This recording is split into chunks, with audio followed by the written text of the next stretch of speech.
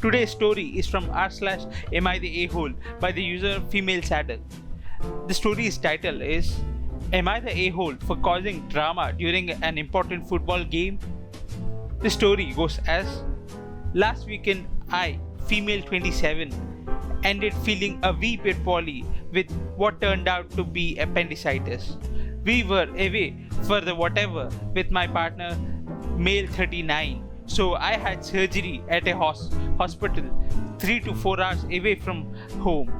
I had a small complication during surgery, so I had to stay until Wednesday, yesterday. My partner returned work on Monday, but he came back to pick me up. The timing was bad because there was an important football game yesterday and it was really important for my partner to watch it. I am not English, so I don't quite get the importance, but it's a big deal for him and so important. I wanted to make sure he'd see the game. I suggested booking a room near the hospital so we wouldn't miss it due to the drive, but he wanted to see the game at a friend's place. He said he'd make it. While we were waiting to get me discharged, he was getting agitated because it was taking a long time. He had to wait outside, so he was in the car the whole time because of restrictions at the hospital. After a couple of hours, he sent me a text that he had to leave or he'd miss the game. I begged him not to leave and reminded I could book a hotel, but he left without me and luckily made it on time to see the start of the game.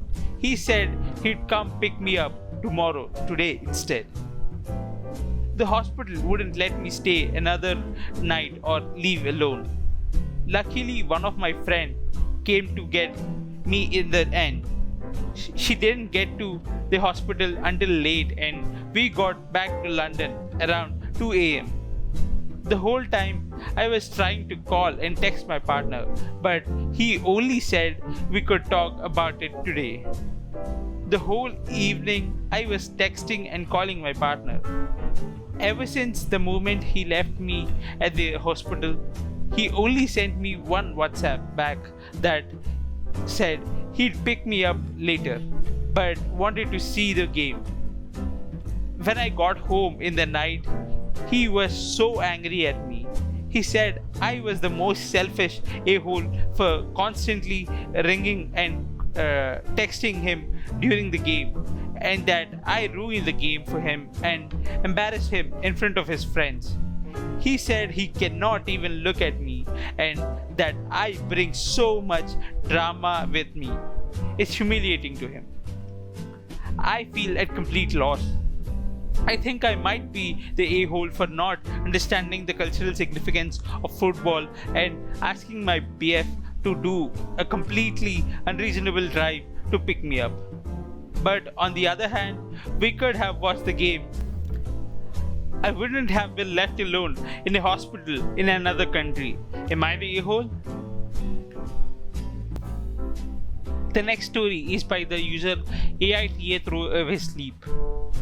The title of the story is Am I the a-hole for telling my wife that if she wants to bed share, she needs to sleep in the kids' beds? My wife and I have been together for 6 years. She has a 13-year-old and a 9-year-old.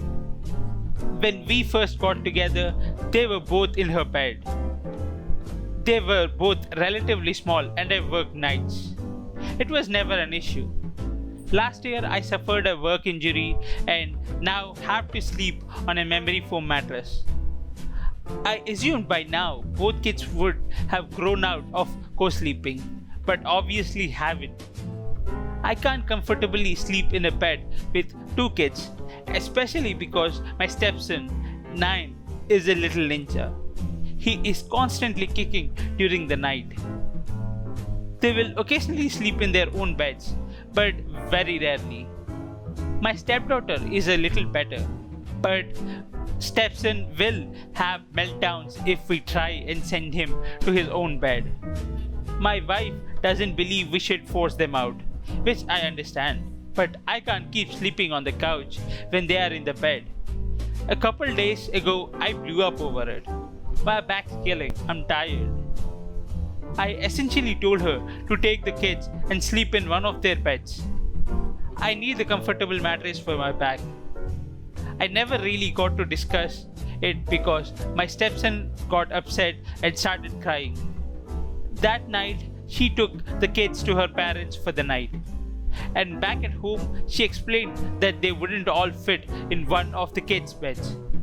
She agreed that I could have the big bed, but is ordering a memory foam mattress for our son's bed so I can sleep there comfortably. I don't want to sleep in a kid's bed.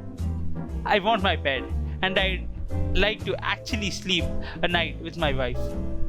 Her parents are on her side, obviously, but I still don't think I should have to give my bed up for them. In the nicest possible way, I paid for it.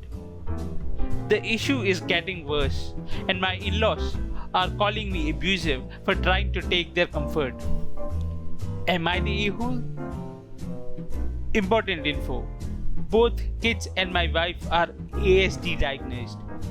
Stepson also has ADHD. Next story is from the user PickleWeasel99. The story's title is, Am I the a-hole for telling about my aunt's watermelon butt? The story goes as, my son and his friend put up a tire swing in the yard for my grandchild. I posted a picture of me swinging in it on Facebook. My aunt, dad's sister, commented on it saying, I hate skinny people. I'm not one for Facebook drama, so instead of commenting back, I called her. I basically said that I don't talk about her watermelon butt, so she shouldn't be talking about my weight. Now, all my aunts, 5 of them, are mad at me because apparently skinny people can't be body shamed, and that I should have told her first that I don't like those comments instead of straight out calling her out for her watermelon butt like I did.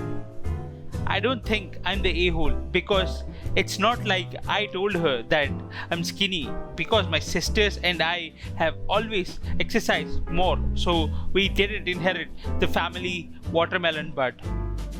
But skinny is also something I didn't have to really work for. It's just how I am.